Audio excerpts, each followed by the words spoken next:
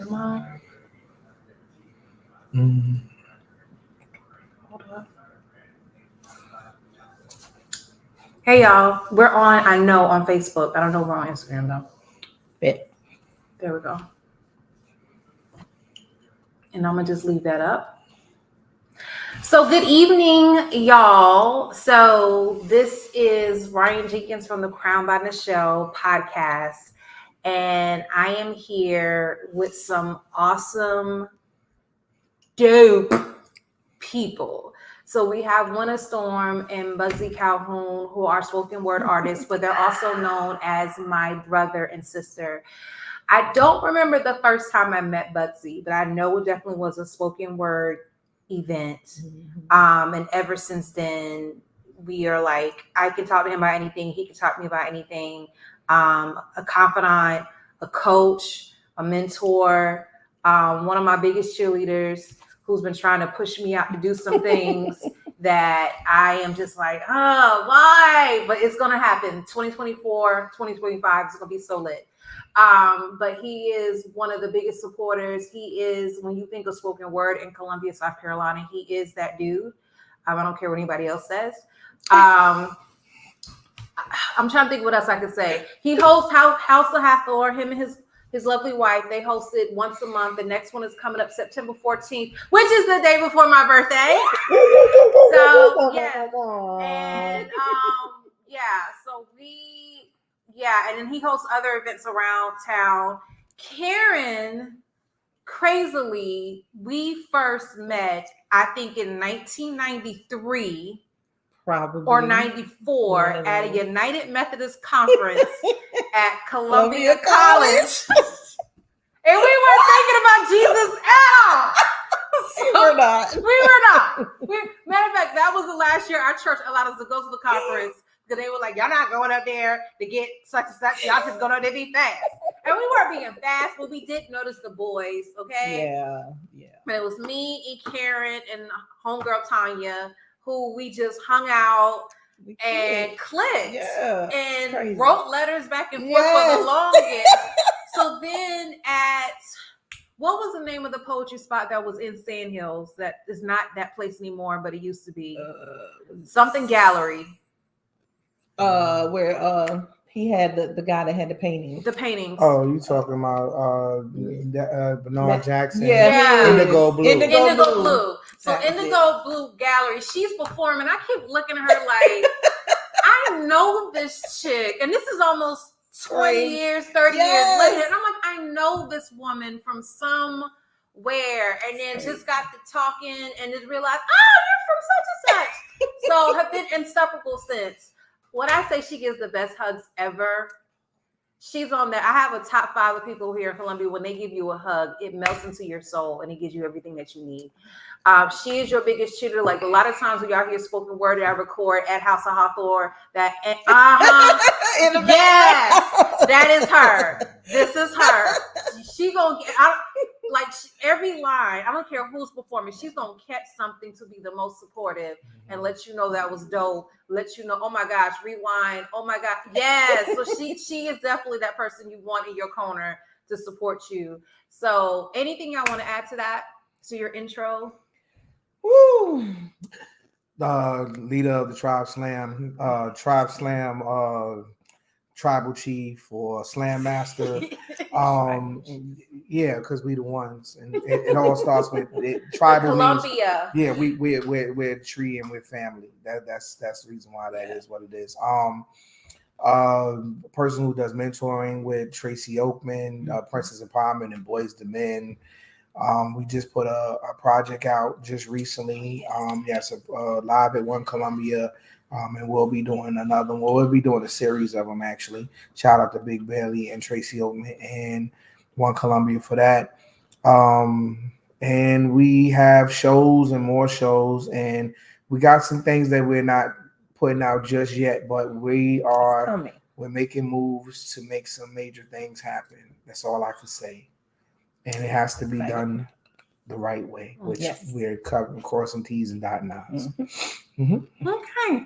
So we are going to go into a battle that I'll admit this battle is not going exactly the way I thought it was going to go. I just knew. But we're going to still argue it out and debate it and whatnot. So I've always, I want to say anyone who's from the 80s, because I've heard some people who did not like the Cosby Show, which I don't understand. But I was a huge Cosby Show, like every Thursday night at 8, we were sitting, me and my family, in front of the television. Mm-hmm. Then all of a sudden, Facebook somehow, because they totally took them off TV, Facebook somehow, people are posting the whole episode. Mm-hmm. On the Facebook, so it pops up on my reels. So I remember finding myself for a whole year watching every episode from the beginning, from season 1 to the last season. And then even now when I wake up in the morning, every now and again, I have to watch an episode before I get up and do what I have to do, which is weird. So the topic that has always come to mind for me is, who was the most difficult Huxtable child? And some of you, I know, want to say Denise.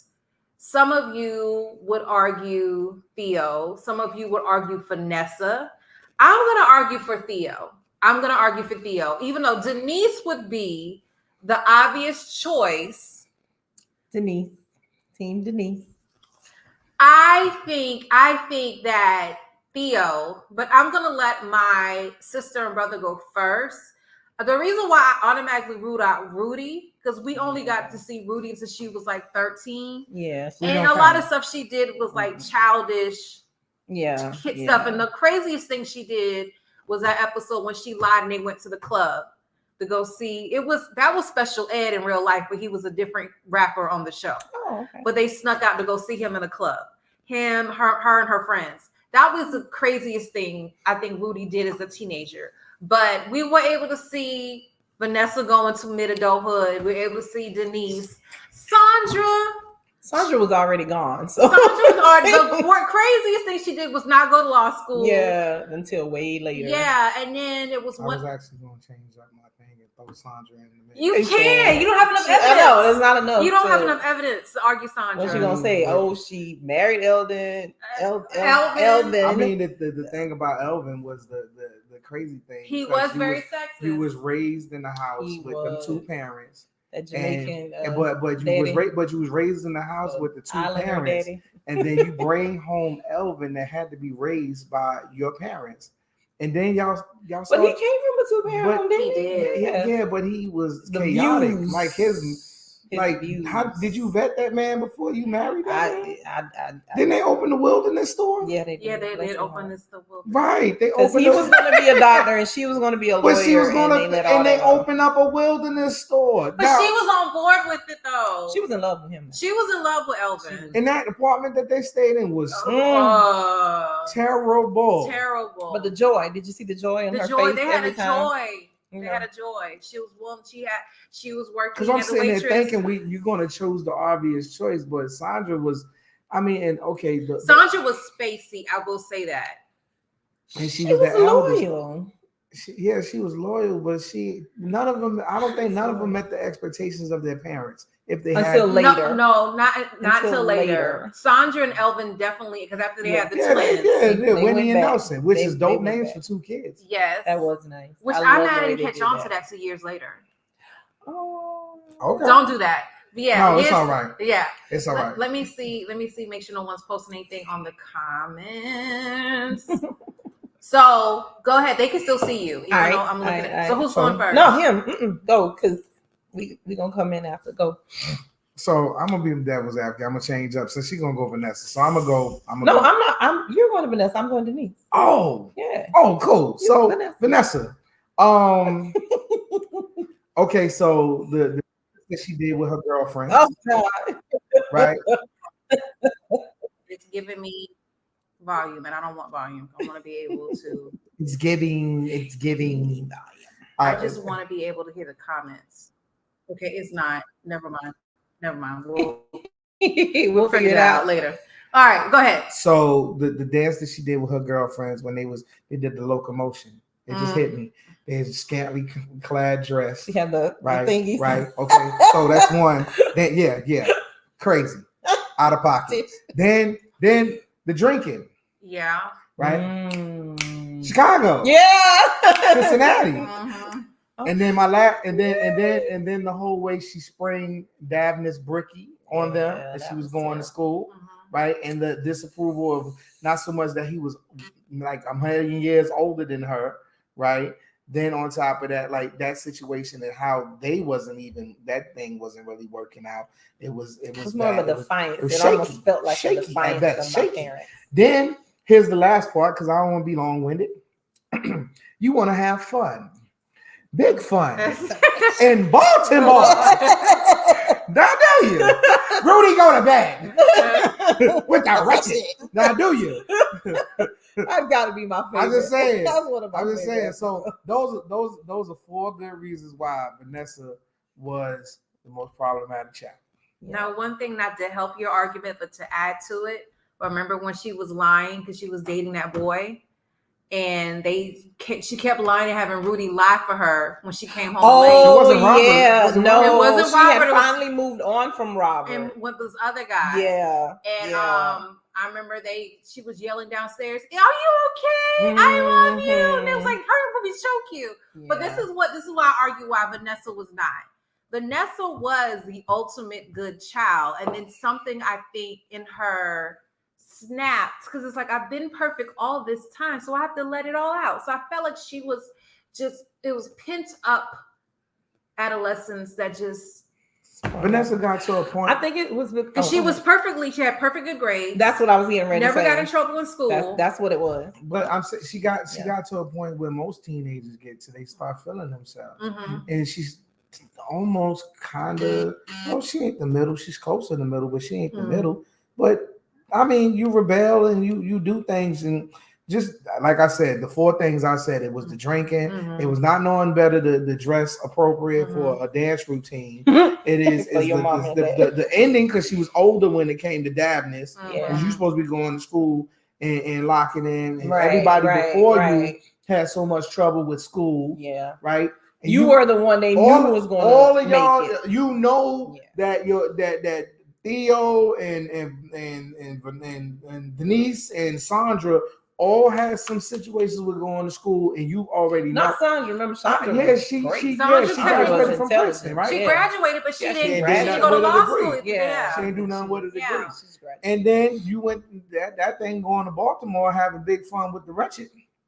I'll give it to you. I think for me with Vanessa, it was because, like you said, I have been doing everything I was supposed to this whole time. Look at Theo and Denise and all y'all stay paying attention to them because they had to. So I'm like, so this is what we got to do to get my parents to pay attention to me. Okay, well, let me do a little bit of that so that now they're paying attention to me. So that leads me into my person, which was Denise. Okay. Denise to me did everything that a parent would want to choke you for. I just feel like there's no one thing. She talked back to her parents. Was it the car thing? Yeah, it was the car. The car thing. She was always doing something and trying to look innocent. Like, what? Like, and she had that voice that was so like light, like, what did I do? Why did it happen? I mean, don't you understand? I mean, I'm just, and she was just too much for me. Everything was something. Everything for me. That's how I feel about Denise. That's how I felt. She was just that child that you were just praying she got through school so you could say, go somewhere. Yeah. But she didn't finish school. She didn't finish school. She didn't even have the courage to even say when she came home, knowing she wasn't not going back. Right. I'm going to Africa. So from that to, I mean, it's so many.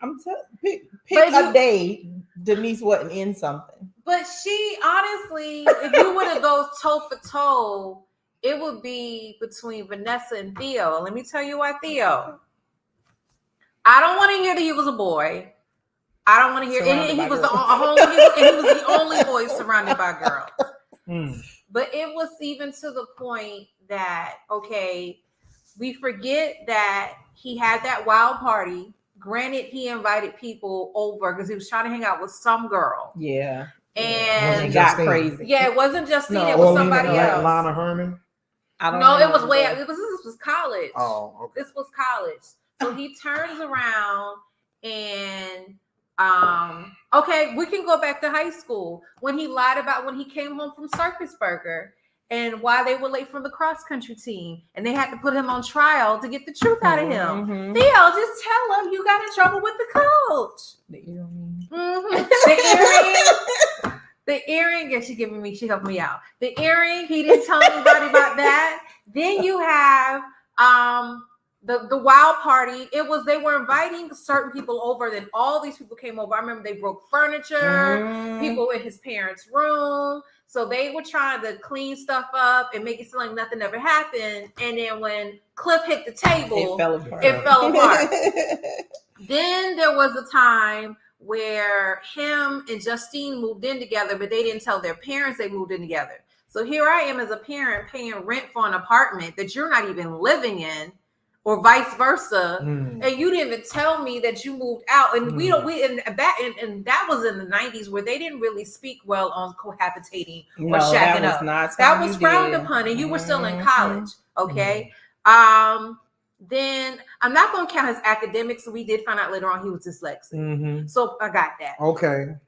I'll give him that. Okay. But it was another thing. You almost made me lose train of thought. Let me think. When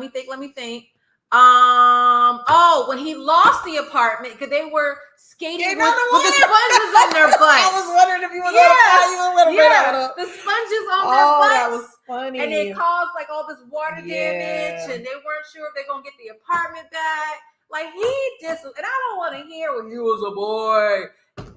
No, that's not that. You don't get no pass for being a boy. No. You in the words of Dr. Cosby, you was being stupid. And then he blamed it on his dad because, like, you told the story. Yeah. So we went and did what you said. Yeah, that was crazy. So that's why I think it was ultimately Theo. Now, I'll be honest with you. I really think it's ultimately Vanessa, if I'm being honest. Because Theo did eventually get it together. He did. He graduated. He was on his way to graduate. He got it together. He did really, really well. Yeah. He did better than all of them, in my opinion. He did really, really well. He did better. He was more stable than all of them. He had a clear direction. It was Kendall Martin that stabilized Denise and having Olivia. True, Pam. Because she ended up going back to school. Denise ended up going back to school. She did. She did. She was about to have another child, I think, in the last episode. I remember that. Because they went off somewhere, because they were stationed somewhere off. So I can see where ultimately it would lie on Vanessa. Because Vanessa was still trying to figure things out. Yeah. And I think that still goes back to that smart girl gene. I know that I can succeed. But do I want to? She's going to be fine though at the end of the day. Oh, she was, because she would have gotten, she's going to get her degree. She's going to get a job to stabilize herself. It's just the rest of the stuff. I know Rudy was going to get away with more stuff than any of them.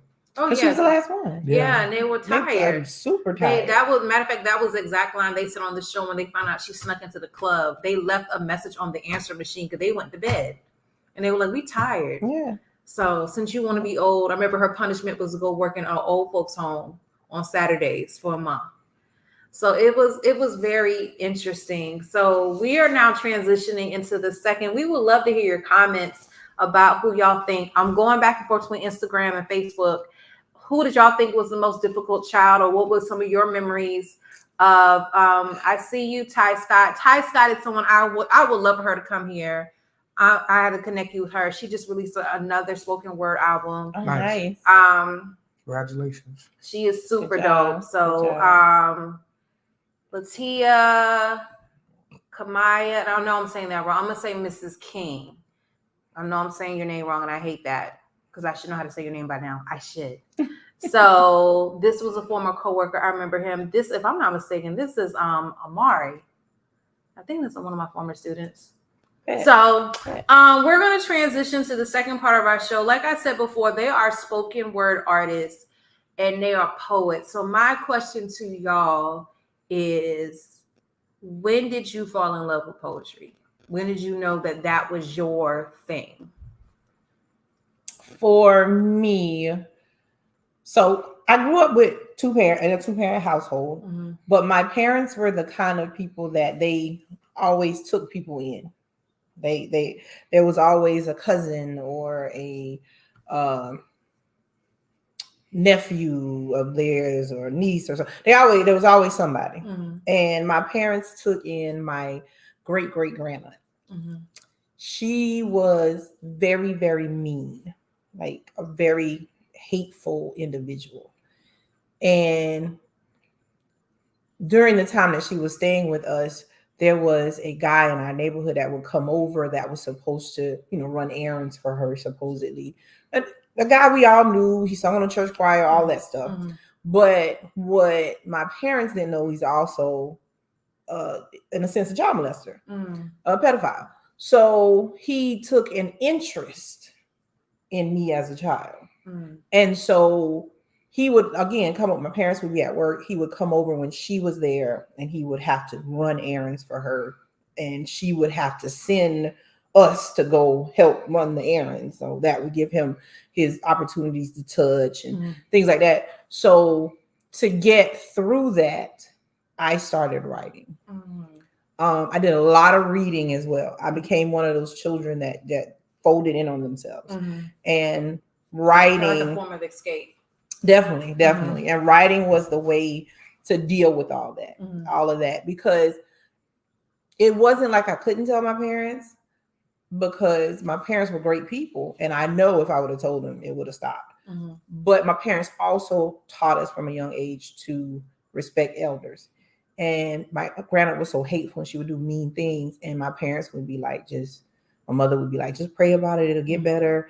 And my dad would be like, no, that's an old lady. You don't, you got to understand. Wow. So I think the message got mixed up for me. And I started to be like, well, I guess I got to understand him, because I got to understand her.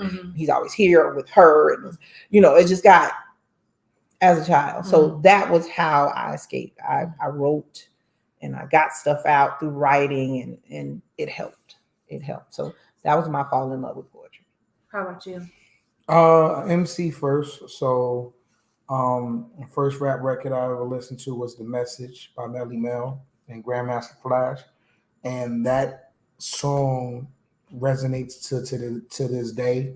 So like when people don't like rap, I say real rap is poetry. It will transition throughout time. It's not just for an era.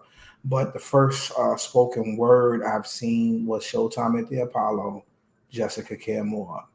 Jessica Care Moore won Showtime at the Apollo, going up doing what it is that we do today. And it was like the early 90s. And I know Mr. Edwin Drew, who was my poetic father, who lived next door. His name is Mr. Putty.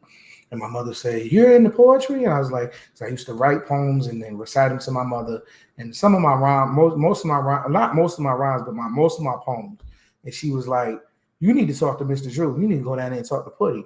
And I went and talked to Mr. Putty, and I let Mr. Putty hear some of my first poems. And it was like, we're black, born in the struggle, born to hustle, born to scratch, claw, and scuffle, born to get high, born to get die, born to die, And I lost all these poems in the flood, the 1,000-year flood. I lost every poem I ever wrote, and when I first started writing. But he said, "Keep writing, young brother. Keep writing." And I ran into him maybe like 10 years later. I went home, and he was on Bergen Street.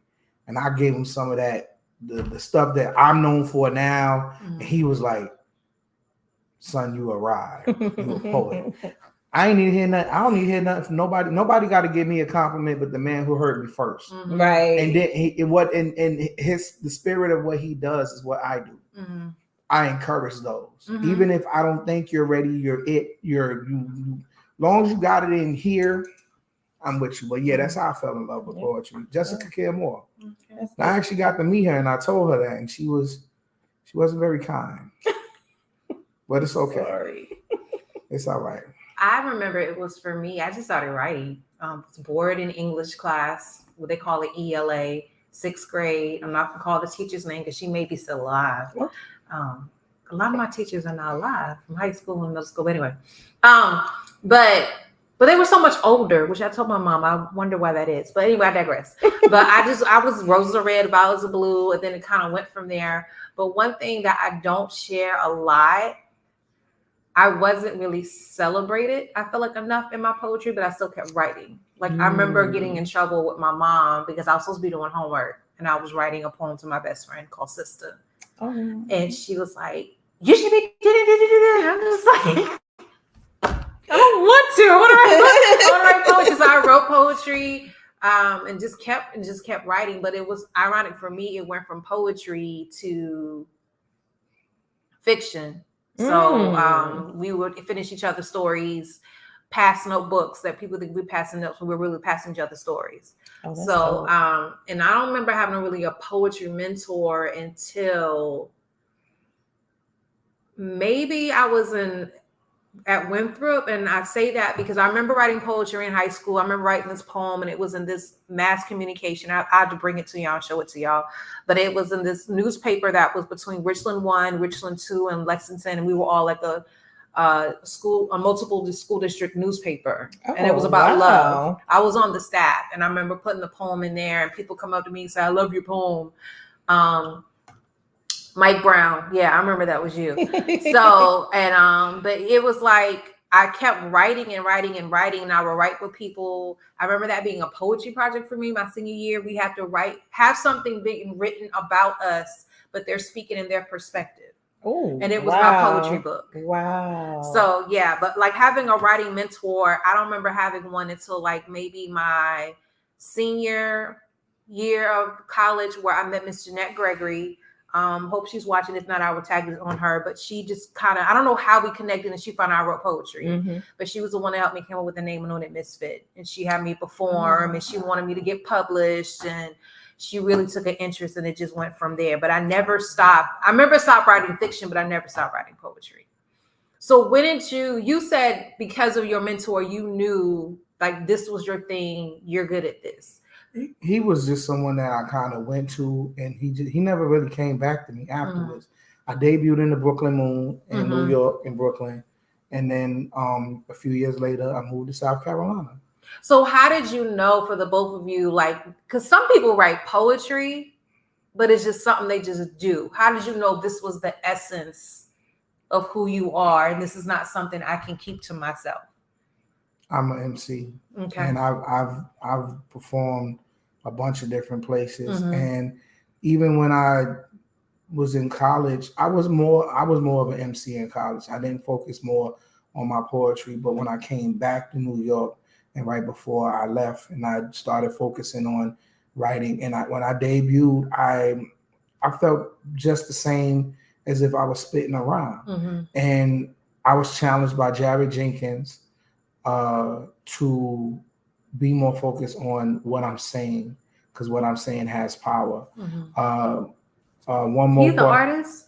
Yes. Okay, I know him. Yeah, he's my tattoo, my son's barber. A true Renaissance man. My first wife's birthday twin. Tavis Brunson's birthday twin too. And One More Poetic Soul is the reason she was my first poetry mentor. She was telling me about symmetry, painting pictures with your words. And then learning from being at Hush, learning from Art Bar, learning from the different open mics, learning from different poetry styles, learning from Southern Fried, learning from going to all these different places, just taking from different artists and how to deliver poetry. And that's kind of where I've learned, and I'm always open to learning more. It's just when at first I just wanted to be heard. I was just hungering to get on this mic and let people hear what I'm saying. And now I'm more in a space where I want to see everybody else do. Yeah, you're definitely there. What about you? When did you realize? So I read a lot as a child. Like I said, I stayed in a book. It didn't matter if it was a book, I was reading it. But one day, my pastor's wife, Phyllis Mitchell, Mm-hmm. she gave me a piece and she said, I want you to read this. Mm-hmm. And my mother was like, no, you're going to memorize it. Mm-hmm. And when I performed the piece in church that day, it was like everybody was like, oh my God, Mm-hmm. that's you? Mm-hmm. It wasn't my piece. I didn't write it, Mm-hmm. but the way I performed it Mm-hmm. and the way it captured everybody. So for me, I was like, that's it right there. Okay. I want to be able to have that effect on people. So I would write and perform and write and perform and write and perform my own stuff, you know, other poets stuff. The creation was always my favorite. I love the creation. I would do that all the time. And I knew that from there, I want this feeling all the time. Mm-hmm. So what do you do to keep this feeling? You write, Mm-hmm. and then you perform, Mm-hmm. and you write, and you perform. And I don't want to lose that because I still love getting on stage, saying that word or that phrase, or delivering it, and the audience feels it. Mm-hmm. You know, it's something. It's something magical about when that. they give it back to you, what you gave them. Yeah. Something about Mm-hmm. that. Yeah, and I definitely it's a delivery that you give though, Karen, that's so authoritative and so commanding. Church. So it's like, if you have never heard her, you need to hear her. But phenomenal times 3. So, and then Bugsy flows in and out where it can be, to me, what I call, which that's a question I came up with, but I'm gonna throw it out there. But it goes from being an MC to being a poet. Yeah. So he has a flow about him that he can easily freestyle and where he can easily just flow with his poetry. But there's a burning question I always wanted to have anyone discuss. Is there a difference between reciting poetry and spoken word? I think spoken word is poetry recited. The reciting of poetry, that's spoken word. It's performance. Mm-hmm. So this poetry is the basis, is the foundation. Spoken word is, I'm taking this poem and I'm going to add inflection, tone, pitch, intonation, and the great Moody Black Hill or Jeffrey G. poetry. They will elongate words, and they will move their bodies a certain way because they're performing. Or most poets, they always want to, when we're hanging, we're literally doing the noose. That's not just reading. And then poetry said something. He said, there's a difference in reciting and performing. Mm-hmm. So you're performing your poetry. Mm-hmm. That's spoken word. Okay. So that's my opinion of what spoken word is versus it being just poetry. Right. And I think spoken word has a vastness to it. Mm-hmm. It doesn't have, it doesn't have reason behind it. Mm-hmm. What I mean by that is when we think poetry, we still look for the rhyming, the patterns, the ABA, that kind of thing. So we still look for that with the poetry. But when it's spoken word, it's, what am I feeling at that moment? And how can I convey that? It does not have to have a pattern. Beginning, middle, and end. It does not. No. Let's tell a story. And then that to me is the spoken word part. It's almost like storytelling, but we gave it a new title. Yeah. That's how I feel about it. It always bothered me when I remember being at an event and these 2 girls went on and performed with 2 ladies, and they were like, well, I'm not a spoken word artist. I said, why would you say that? What you did was just spoken word. All I did was just read my poetry. I said, no, you didn't. What you just did up there was spoken word. Well, you wasn't there. I think you came in when we was doing I think you made it when I broke down when we had the poetry festival. Shout out to Jennifer Bartel Boykin. Yes. And everybody that had something to do, One Columbia in the city of Columbia and everything. That was dope. But there's a misconception of certain things in poetry. It's a certain verbiage. People say I'm going to a slam, and it's not a slam. An open mic, where you have features, or just a plain open mic. There's showcases that you have book features, or you have it's different things that's in poetry. And I think people group it all together and they don't know until you really know, or if someone didn't tell you. Yeah. So is or people was under this misconception. I remember I was in Sumter one time and he was like, girl, this feels just like Love Jones, but this not Love Jones. This is not Love Jones. I mean, I told somebody the other day, I was like, y'all, it's so much. It's for me, for love. If we sat down and we had a watching of Love Jones, besides the love story, let's think about the sanctuary. You got to think about, because people, when you know this, because we're talking about putting shows together, you know how much work it took for Nina Mosley to come in town on a weekday and go to the sanctuary, and there's dudes with berets and people smoking in the corner, and there's a whole band, and it's packed. It was packed on a weekday. It was. Okay, so I seen Boogie Brown. Shout out to Boogie Brown. I seen Boogie Brown today, and I was like, it was a poetry venue that was packed on a weekday, and this dude impromptu went up, Darius Love Hall, went up there and read and recited this freestyle. It was a freestyle poem. I think he'd already written it. He probably took some pieces. He did what you do. Yeah. That's all. He did what you do. You know, a little name. But I'm just saying, like, name real quick. you don't. That was an open mic. No one was featuring. You know what I'm saying? They had a live band. What's the overhead? What's the cost? How much? All the stuff that goes into, and then you come and be like, girl, we was at a slam. No, it wasn't. Which explains to the people, what is a slam? It's a competition where you have judges, and they will pick and choose who was the best person. You have people that's coming to spit their poetry at the most intense manner. Or there, like for instance, King of the South Slam, I sacrificed and I performed. I recited my piece, not performed it. Right. I wasn't typical. My words is reverberating through the room. I heard some oohs and some ahs. I got some poetry groans, but I just didn't want to mess up the poem. I just wanted to get the poem out.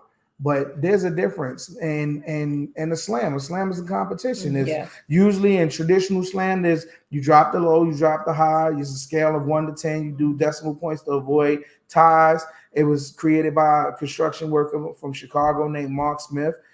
When people usually do the spill, most poets say, so what? Because it ain't about who did it and what he did it for. It was the fact that it's about the poetry, not the poet. You're supposed to be judging what you hear. But in a lot of times, you're judging what you see and what you hear and how you sound and how the poets placate to the audience. And it's supposed to be random. Recent slam we just did, we went head to head, and they chose names versus because you can go rounds and rounds and rounds, but people usually get eliminated till you get to that one, or sometimes it's 1, 2, 3, or there's a rubric that you go by. So many different versions of slams. But the biggest thing to get out of is that's the competition. It's a competition. And you got to be the best one that night. Yeah. It don't mean that you're the best ever. It's just you the best one that night. Point, right. I think anything in performance and in poetry or artistry, it's what have you done for me lately? Like I seen you perform at different times, and you do not miss your moment to leave it on the stage. And to slam poets, let me get in close. We are tired of hearing the same piece that you've been reading and reciting for the last 10 years. Write some new ink. Okay, I said it. I can be hated later. It's fine. You can't be hated.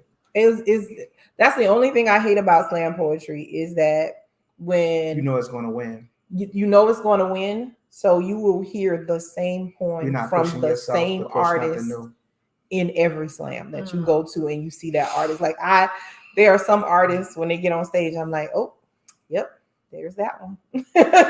Doing that one again, huh? Yep, that's the one.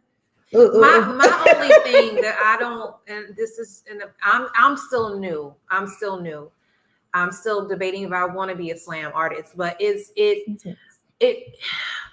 like the topics that win are the emotional, draining, traumatized.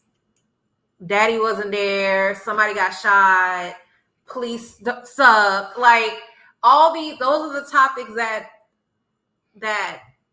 go to the leaderboard. And you they know, are. and it's like, can I have something different? Like, Mhm. but I'm not gonna sit here and lie. Dove Dupree, the poem he does where he pretty much compares a black man to a spider. That's the one he won the slam with. King of the South.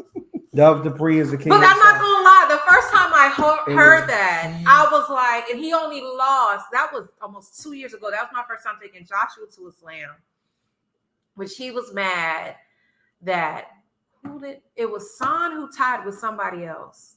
No, they ended up tying. Son ended up tying with somebody else.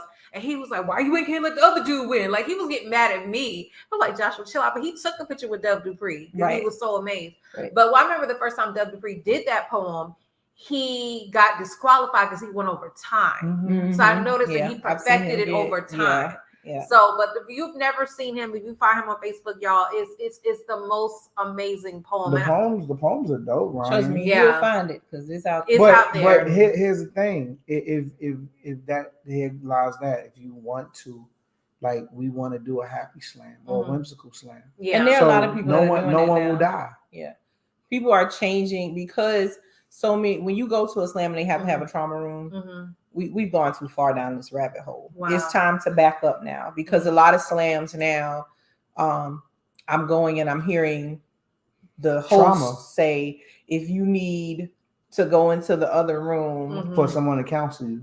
Yeah, I think we're doing. I think it's time to change. So for me, that's why I started with an erotic slam in terms of hosting. I don't want to do the same thing. I'm over the regular slam scene.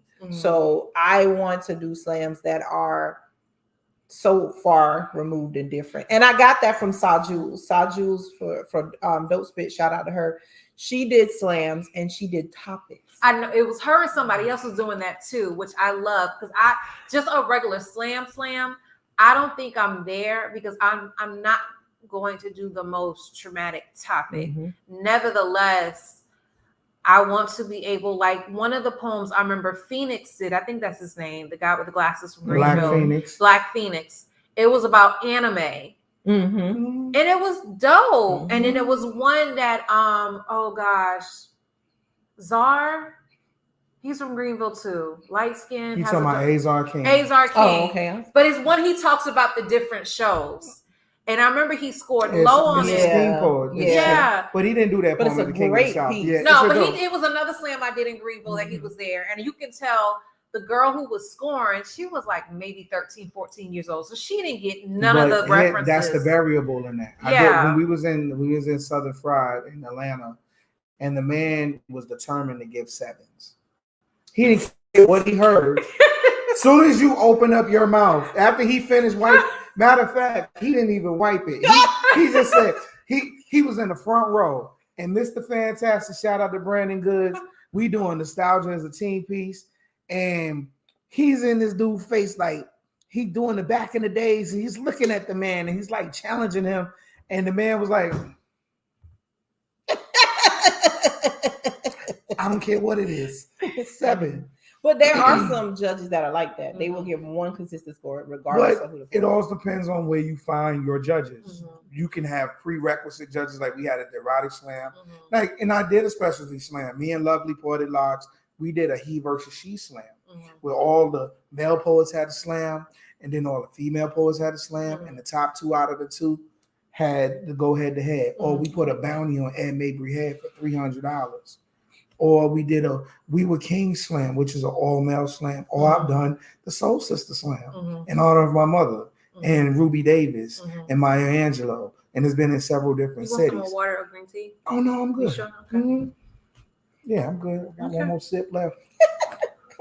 So my next question is, and if y'all have any questions, please put them in the comments. You kind of already answered what keeps you writing. So what advice would you give to anyone who's second guessing their gifts, second guessing whether they can do this, or just wanting to perform pure? Like any advice you would give to any poet out there? I would tell any poet, any person that has any type of talent, just do it. Don't listen to everybody else because there are a plethora of people that are going to give you nothing but negativity. Mm-hmm. Nothing but negative. They wait for that moment to be nothing but negative. So if you have a gift or a talent, you have to keep developing it. You have to keep pushing. You have to keep going. And I say that because I fell into a place where I thought I wasn't supposed to have this talent. I went a full year without writing anything. I cried a lot. I was like, God, I'm not. No, it was really, it was a really bad year, and I was younger, and it was because people were telling me, no, you shouldn't be. Don't do that. That is not. What are you doing? Where are you going? And I had written a whole book of poetry, and it was just sitting. And while I was going through that year, my mother found the book, and she read some of it, and she said, "What are you doing with this?" I was like, nothing. She said, why? This is good. Why are you not doing something with this? And it was like, hey, she's right though. No, I didn't sit down and pen all these poems just for me. I didn't do all this, put all this emotion and energy into this just for me. So any young artist, anything, keep going, keep developing, keep pushing. There's a circle out there somewhere that will support what you're doing. Find your tree, find your family, find your circle. Keep going. Don't Me stop. was, what am I doing it for? So I didn't want to be a rapper. I didn't want to rhyme. I just had a tremendous memory for memorizing rhymes. And Kafani told me, one of my childhood friends, he said, yo, you memorize that whole rhyme? I said, yeah, no problem. He said, why don't you write your own?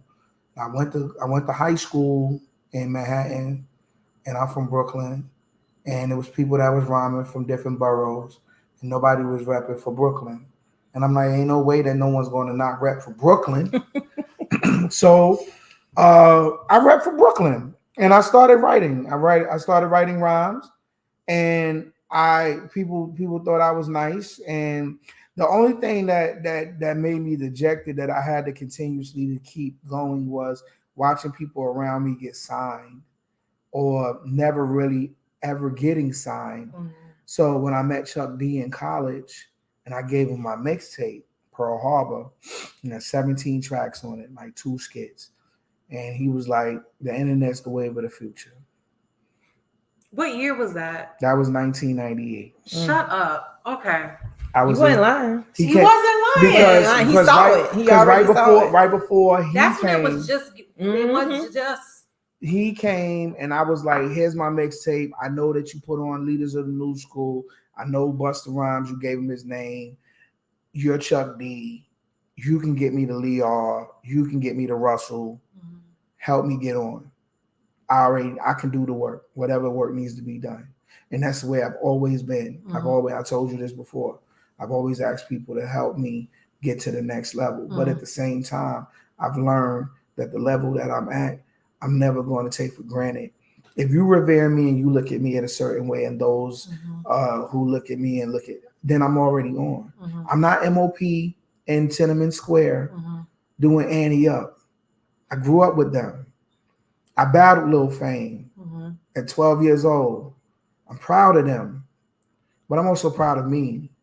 And no, I'm not a local national artist, but I'm still going to leave an impression. I'm still going to leave something behind. And that's why I put my projects together. I do it I feel like I'm creating like things that speak for me when I'm no longer here to speak for myself.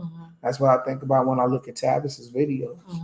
You know what I'm saying? Or test videos. I can always go find something that speaks to those who ain't here. We were here and we had something to say.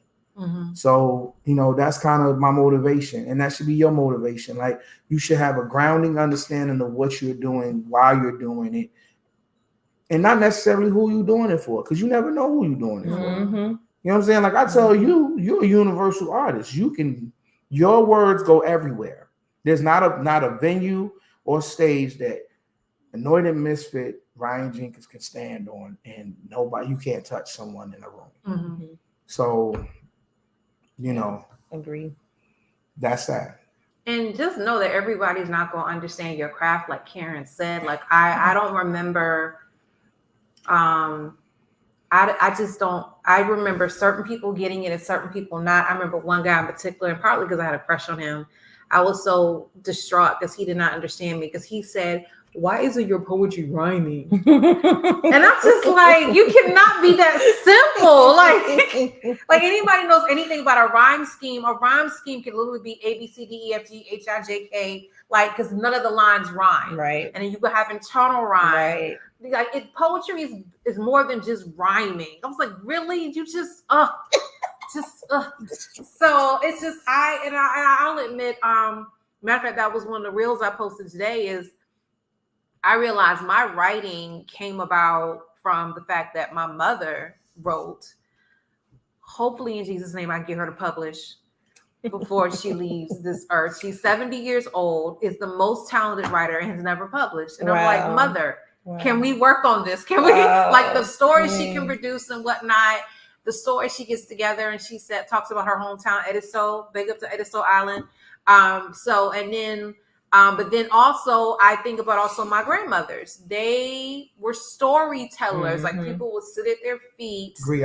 Griots and sit at their feet and just listen to them. And it's just like, now one thing I did want to add, own who you are and what you do, right, and how you do it. Like, it bothers me when you see people get up there trying to convey something that's not in them. If it's not in you to do it, it's not in you to do it. So I am very big on owning your voice, knowing who you are, who you're trying to communicate that to, and just sticking with it. There's growth. And you want to write. Like, I'll admit, I don't write as much as I need to, or I think I should. But one thing I did stop doing, that I'm doing a better job of, when I hear something, I put it in my phone immediately, because there's no guarantee. Because there's something my bishop likes to say is, God is not obligated to repeat himself twice. And I'm just like, that's a bar. And I'm just so like, there are poems. There's a lot of bars in church. Yeah. So, so I was just like, literally, there are poems I would hear in my head and was like, well, God, I just let me remember it in the morning, because I was too lazy to get up. And then next morning, it's gone. So I have learned, if I hear something I know is profound, that is deep, I immediately get my phone. I have the voice recorder app on my phone. I used to have a tape recorder. And just record myself, because sometimes you can't type it fast enough. The words are flowing. You got to talk it out. So, and even in my Google Drive, I literally have poems I started. I may not have finished it. 5-minute poems. And it's just, you put it in there, and then when you get to it, but don't, is old school for some people now, but I even heard people back in the day, that was like 2006. That's when BlackBerry was really common. But I remember a lady saying, having a writer's notebook, having a little notebook in your purse or your bag, so when you see something, write it down. That mine started on composition notebooks. So I'm more on my phone now, but I do every now and again, I have to pull out the notebook and write. But it's just one of those things where I gladly, I believe everyone can be a poet in their own right. Oh, yeah. Nevertheless, you have to also decide when you're ready to share.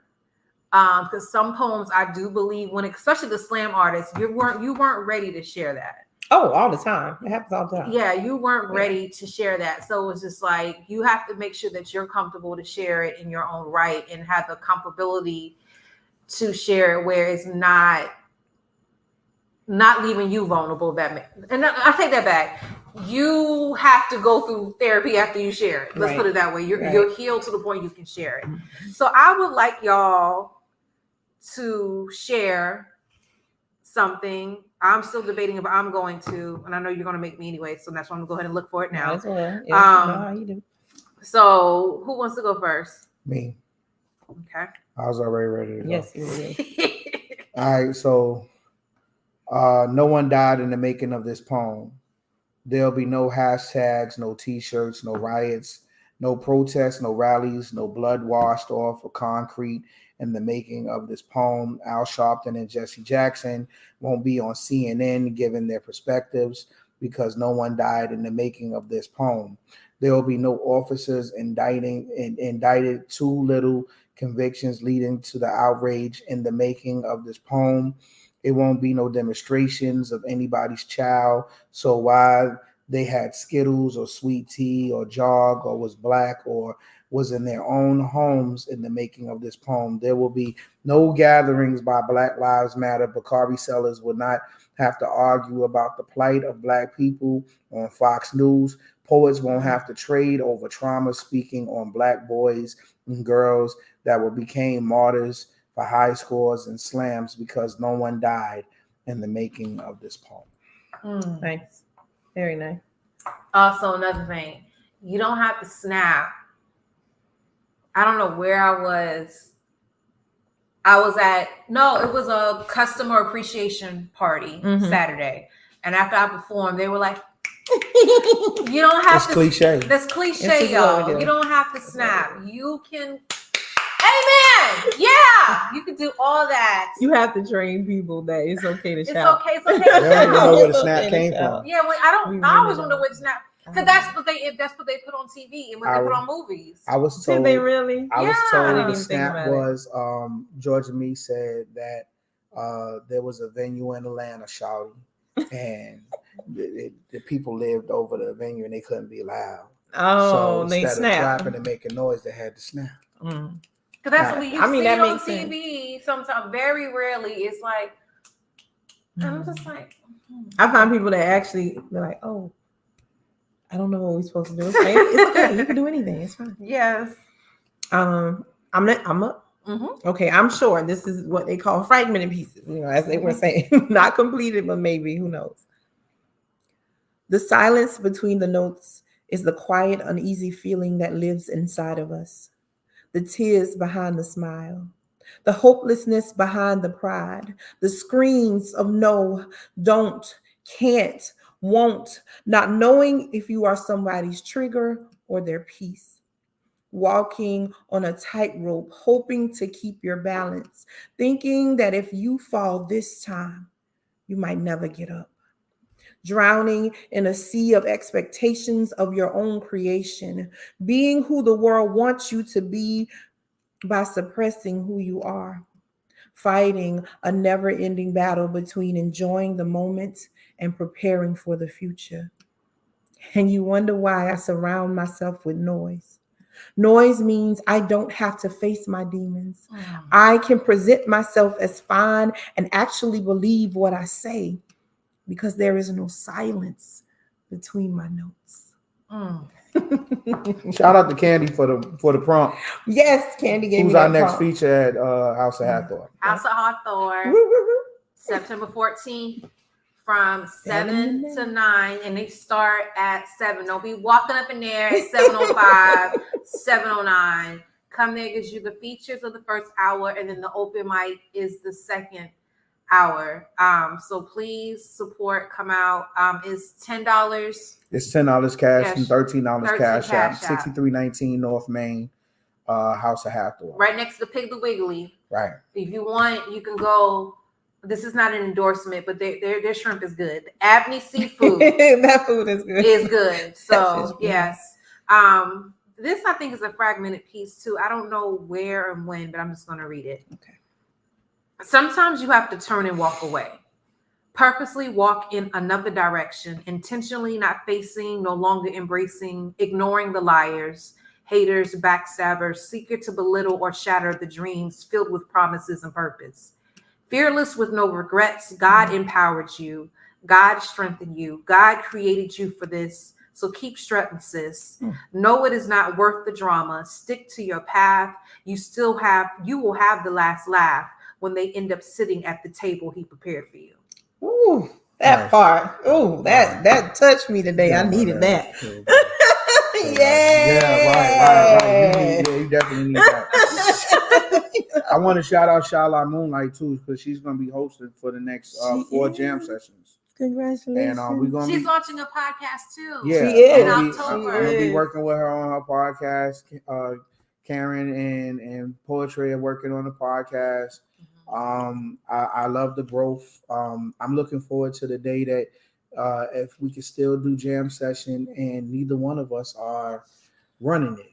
That's the goal. Yeah, That we've decided. I mean, we free and AJ. Mhm. You know what I'm saying? I want to pass the baton. Like It's not a hard setup to do. We can still use our equipment and everything, but we want to give other people opportunities to host and do what it is, and maybe even bring in their network of artists. I try to give everybody and their mama a chance. Like the young lady Tati is Trey's cousin, who's featuring. Candy's she all over Everywhere. the place. She everywhere. So shout out to Candy. We love you so very much. Yes. And yeah, we're looking forward to these next few jam sessions. She got stuff to do, and she needs some time. But we want to build on what we got going on. Yeah. So what do we have coming? You mentioned spoken word albums. So what all do you have? If they want to find your work, both of you have spoken word albums. Yes. So would they want to find that? Where would they find that? Well, she needs to put it on the Bandcamp because she has hers on streaming. Her direct revenue is not coming to her. She went and did DistroKid, but I am on www.bandcamp.com, BANDCAMP.com, and you can find all of my projects there. From in the beginning, it was The Word, Elephant in the Room, Miles to Go Before I Sleep, Beast, The Day of Infamy, and the last album that I put out was Bars and Stanzas, which is my favorite. And well, it's the one that I really put a lot of work into making sure that everything was mine. Like I did a lot of covers on the first one, and mine is not necessarily. I don't think I can ever be up for a Grammy because I am not a poet. I am a hybrid of both. I am Blade in poetry. Yeah. I am MC and I am poet. And you can hear some projects got more poetry than rhyming, and then because I'm still going to do what Chuck D said. But we also have a project out. It's live at One Columbia. And we recorded a poetry album, Tracy Oakman and the Kids of Princess Empowerment and Boys to Men. If you go on Bandcamp and you find that, all proceeds goes towards Boys to Men and Princess Empowerment. Can you tell them about Boys to Men? Boys to Men and Princess Empowerment is a mentoring program created by the great Tracy Oakman, who loves children immensely. That's all. She likes old folks and children. She'll tell you that. And it started from her, and Boys to Men was birthed out of that.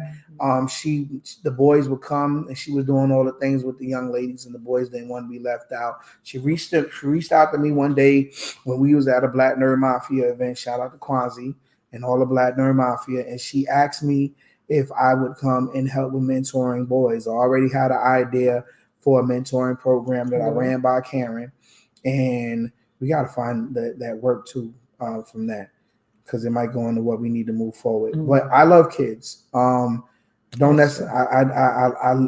necessarily like kids, but I love kids. I love to see the growth and development of young people becoming better. And necessarily me working in school or working in the juvenile jail may not be. I mean, I did fine in the juvenile jail. I just didn't do as well as I thought I would do in the schools. But I don't want to leave no child behind. So we've been on trips to the museum down in Charleston. We got another big trip that we'll be going down to Orangeburg to the museum there. We do financial literacy. We do all types of things that's art infused. It's an art infused program, and she brings freestyles and brings in all these different artists that bring so much to these young folks. Our daughter has done a painting class there. Thank people that you didn't know that can be used for the betterment of children. Tracy just has it in her mind that is going to be done, and she is going to forge forward. I've never Christmas caroled, I think, ever in life until she was like, let me take 20 little kids and bang on doors and be like, let's sing Christmas carols. Whatever she wants to do will be done. So shout out to Tracy Oakman. And I definitely witnessed that this summer. We briefly connected, and we're probably going to do an episode later on. But just seeing the different people I knew personally, but then seeing a different aspect of them through what they did through the summer camp as the guest teacher for the day. Jiffy was one of those. She taught them, it wasn't crocheting, but it was something they did with yarn and jewelry. And I know her as a model and a mom. So it was like watching her do that with those kids was amazing. So she pushed this thing out with the book I Be Yo-Yo. Like before we got connected, we was doing something for a church program. It was Corey Stone, myself, and her, and she had 14 little girls, and they all read the story of I Be Yo-Yo, and they acted out the story while they was reading. And I'm like, who is this woman? Like we service the unhoused. She's fearless. She's fearless, and great things are going to come from everybody that we are connected with in the tree. Shout out to the whole poetry family too. Yeah. Tell them about the tree. The tree is a collective of amazing artists. It stops at 250. It might be some changes coming, but the changes are going to be only better. And it's poets, singers, musicians, activists, artists that are from here to there. You can go as far as Phoenix. You can go down to New Orleans. You can go to Tampa, Florida, or you can go to the DMV area, Atlanta, all the Carolinas. You got artists, and it's the whole point of networking, building, giving opportunities, growing your pen, growing as an artist. And recently, my wife did something amazing. She brought everybody to our home, and they had a gathering of just conversations and laughter. Because at the end of the day, this woman right here, I know her son. I now know where she lives. She knows where I live. We are a real community. We don't, a lot of times poets, they meet each other at poetry venues, and you can see somebody for 10, 15 years doing them same funky poems because no one's pushing their pen. And we give each other the opportunity to push our pen. Plus, we build a real strong community. So if we do need that help, if we do need that person to talk to, we do need that motivation. Just recently, I asked everybody to drop in there what it is that we do, because they don't know that she carries all these credentials and all this information. They don't know what you do. They don't. Half of us is in there, and the people that you're looking for is right there with you. And that's the point. That's the point. I've been doing poetry here since about 2009. That's the first picture I did. I've been performing since about 2002. Shout out to Venom because she had something on the radio at the Big DM. I used to call up to the Big DM when I was doing security, and I would spit on the radio. And that was my first time performing. But 2009, Kitty the Poet had a spot called Hush, and people grow, and you know these people, but you really don't know them. That's my poetry sister, but you're not my sister.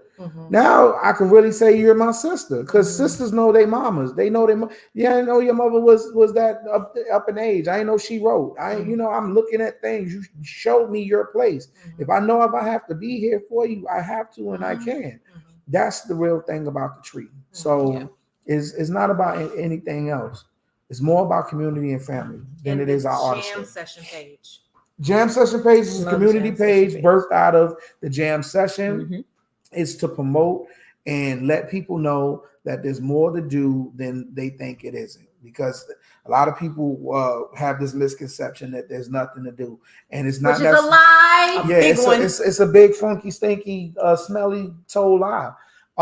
It's stuff, and I share stuff not just poetry related. You got concerts coming up. There's festivals coming up.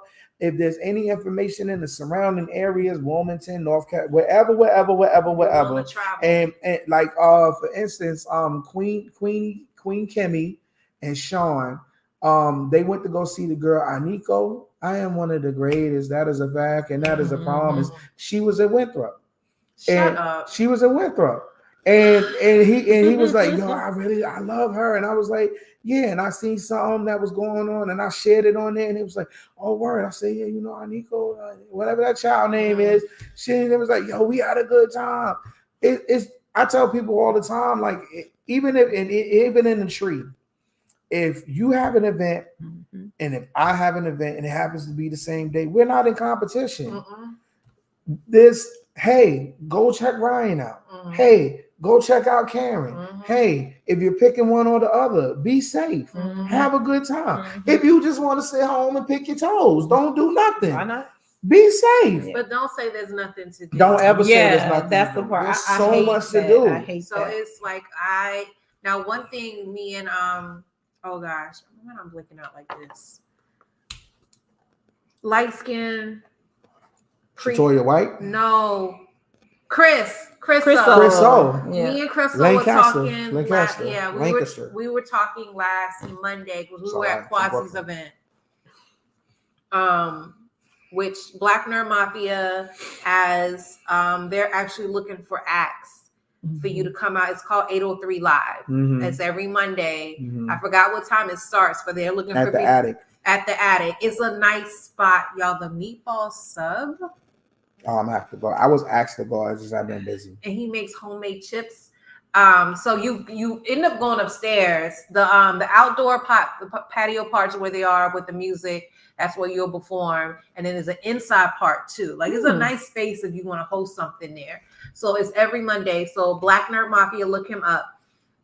But me and him were talking how it's even getting to the point in Columbia where it's so many events on one day. This is true. And you have to pick and choose, or you don't know which one you want to go to. But nevertheless, you can't say it's nothing to do between the festivals, between the concerts. High-Low Art is on 500 episodes. On Thursdays. High-Low Art is on 500 episodes at my house. And they've been going since I had an open mic at Mint. They was competition when I had an open mic at Mint, and they're still going. It's so many dope. Tam the Vibe, Easy Ola, Elijah Wan, Corey Stone.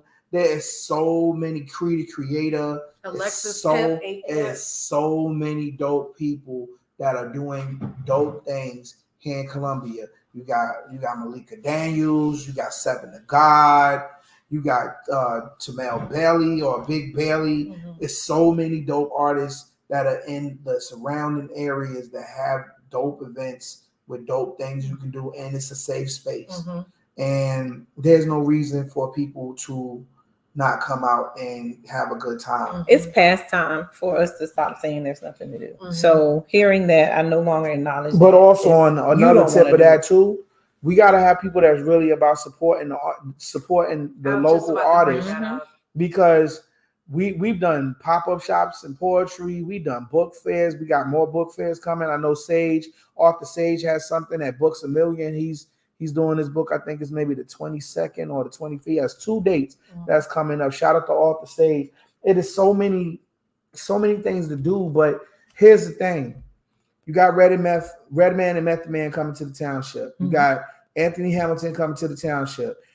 Juvenile just came to the Senate, right? You got all these people that run out and go see them.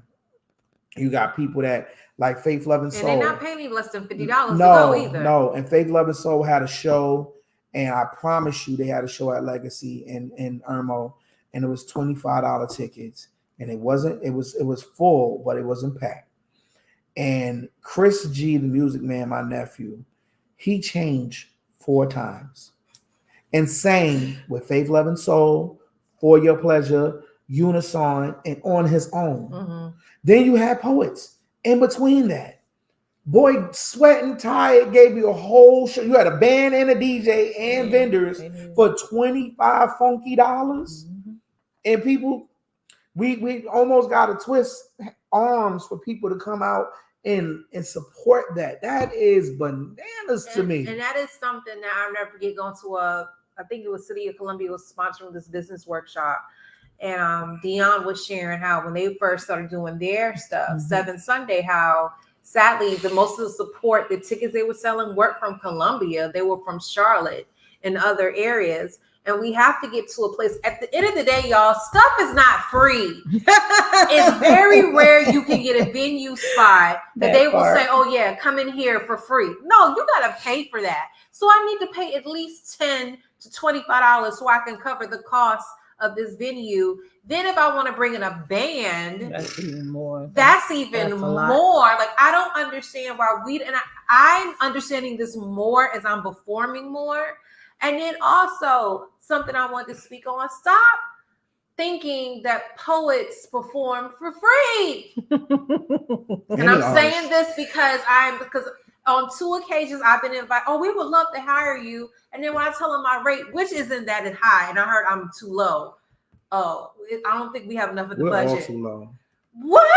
I was asked to go to Charleston for free. Yeah, you want us to travel out of town for? I don't get that out of town Charleston. for free. Charleston. God forbid I had a blown tire or anything. Like, stop it. Like, I need y'all to, like, I'll just throw a rate out there. It was like $200. And I remember someone telling me that's too low. And I was like, what? Really? It was like, yeah, that's too low. I think that one of the things that we have to be mindful of as poets is that we are so used to underselling ourselves that we don't.